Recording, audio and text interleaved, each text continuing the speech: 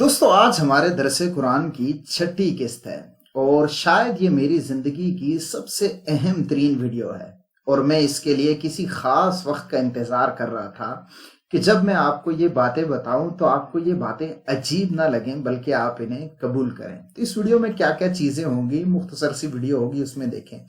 اس سے آپ کو پتہ چل جائے گا کہ اسلام میں جہاد کا تصور کیا ہے۔ دوسرا یہ بھی پتہ چل جائے گا کہ کیا اسلام میں صرف دفاعی جہاد ہے۔ یہ بھی پتہ چل جائے گا کہ جہاد کی کتنی قسمیں ہیں، کیا ہر وقت فرض ہوتا ہے، کیا ہر شخص پر فرض ہوتا ہے یا مخصوص لوگوں پر فرض ہوتا ہے۔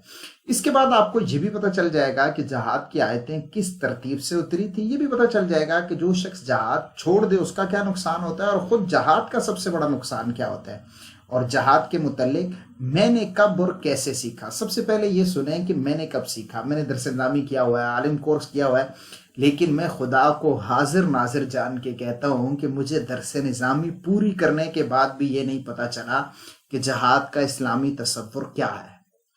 اس کی بہت سی وجوہات ہو سکتی ہیں، لیکن شاید کچھ ایک وجہ یہ بھی ہے کہ ہمارے نصاب میں اس طرح یہ چیز داخل نہیں کی گئی کہ وہ کانسیپٹ کلیئر ہو۔ تو میں کبھی جدید لوگوں کو سنتا تو وہ کہتے صرف دفاعی جہاد ہے۔ جیسے ڈاکٹر طاہر القادری صاحب کی بھی رائے یہ ہے کہ اسلام میں صرف دفاعی جہاد ہے، کسی موضوع پر انہوں نے تقریر بھی کی۔ اسی طرح جس بھی بندے کو سنے تو اس کی ایک اپنی رائے ہوتی تھی۔ تو میں چاہتا تھا کہ یار کسی ایسے ذریعے سے پڑھوں نا کہ جہاں کنفرم میں کہہ سکوں کہ ہاں یار اسلام کا تصور یہی ہے۔ اب قرآن کریم میں بھی کچھ آیتیں پڑھتا تو ایسے لگتا کہ صرف دفاعی ہے، اور بعض آیتیں پڑھتا تو ایسے لگتا کہ جیسے اقدامی ہے، یعنی اقدامی ہوتا ہے کہ ہم خود کسی پر حملہ کریں۔ تو میں بڑا پریشان رہا اور بہت سوچتا رہا کہ اس مسئلے کا حل کیسے نکالوں۔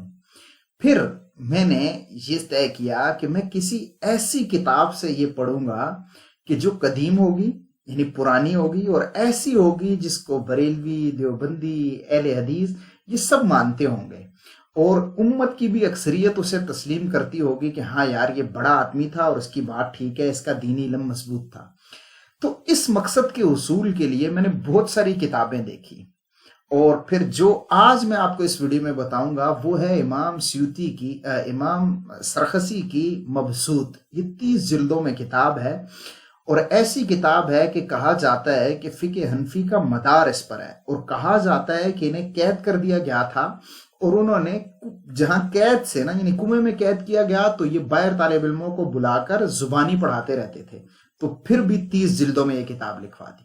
تو چلیں شروع کرتے ہیں اس میں کہ رسول اکرم صلی اللہ علیہ وسلم پر جہاد کی آیتیں کیسے کیسے نازل ہوئی، اور قرآن میں جہاد کی آیتیں کیسے کیسے موجود ہیں۔ باقی ساری چیزوں کے جواب آپ کو اس میں مل جائیں گے۔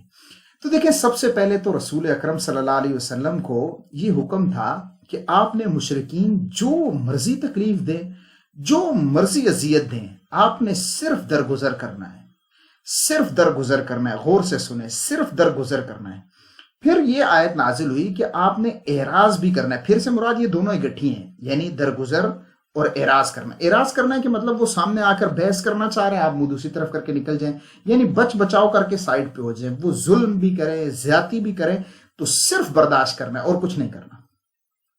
پہلے حکم یہ تھا۔ پھر یہ حکم دیا گیا کہ اب بحث کر سکتے ہیں، یعنی اپنی دعوت بھی دے سکتے ہیں، اور بحث جس کو ہم کہتے ہیں مناظرہ ٹائپ کرنا، مباحثہ کرنا، مناظرہ سے مناسب لفظ یہ ہوگا۔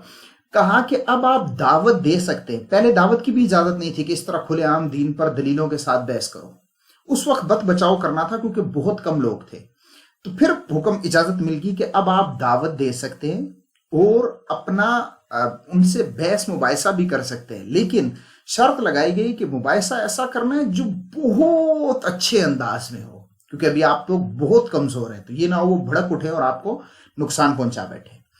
اچھا، پھر تیسری صورت یہ ہوئی کہ پھر قتال کی بھی اجازت مل گئی کہ ٹھیک ہے آپ آگے سے جنگ بھی کر سکتے، مگر صورت یہ تھی کہ وہ پہلے ابتدا ان کی طرف سے ہو۔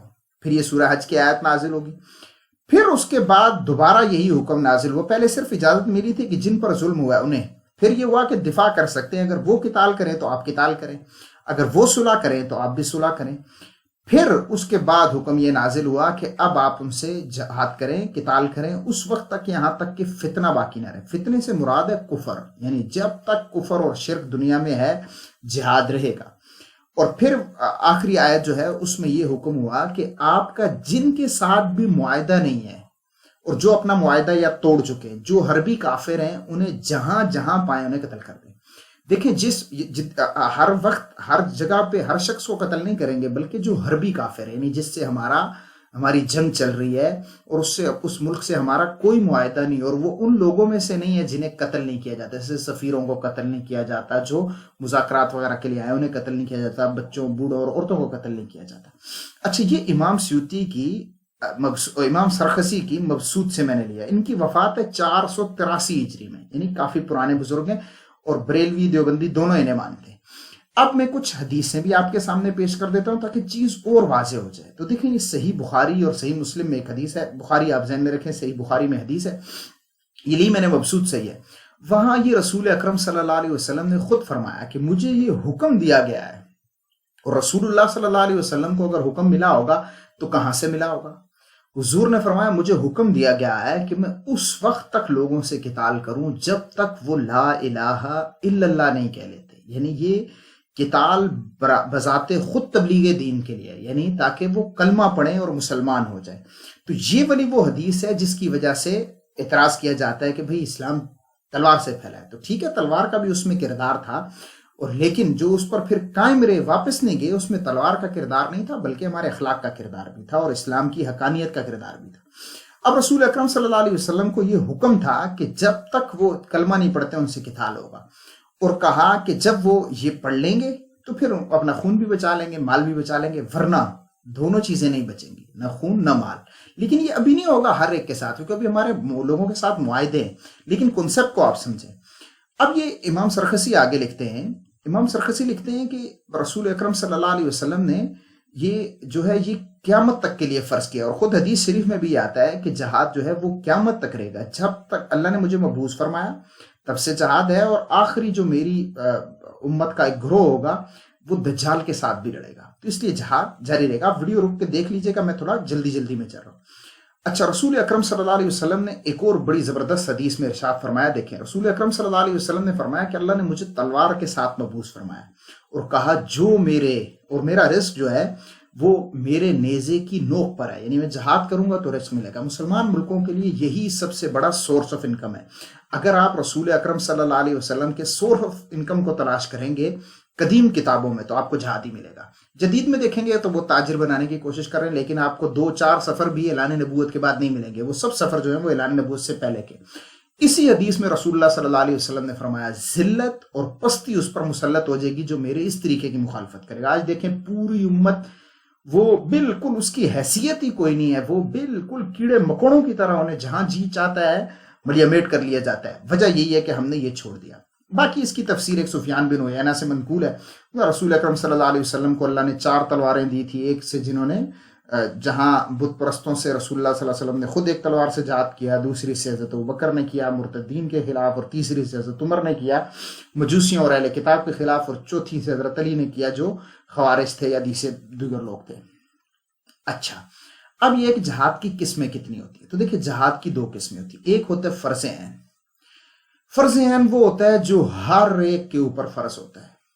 وہ کب ہوتا ہے؟ جب کوئی ملک کسی پر حملہ کر دے، یعنی جیسے ایران پر حملہ ہو گیا اور اگر زمینی فوج آ جائے تو وہاں ہر ایک پر فرض ہو جائے گا، بلکہ صرف ایران پر نہیں فرض ہوگا۔ میں آپ کو آگے اسلامی کانسیپٹ پورا سمجھاتا ہوں، بلکہ ابھی سن لیں آگے کیا سمجھاتا ہوں، وہ اس میں پھر بات نہیں آئے گی۔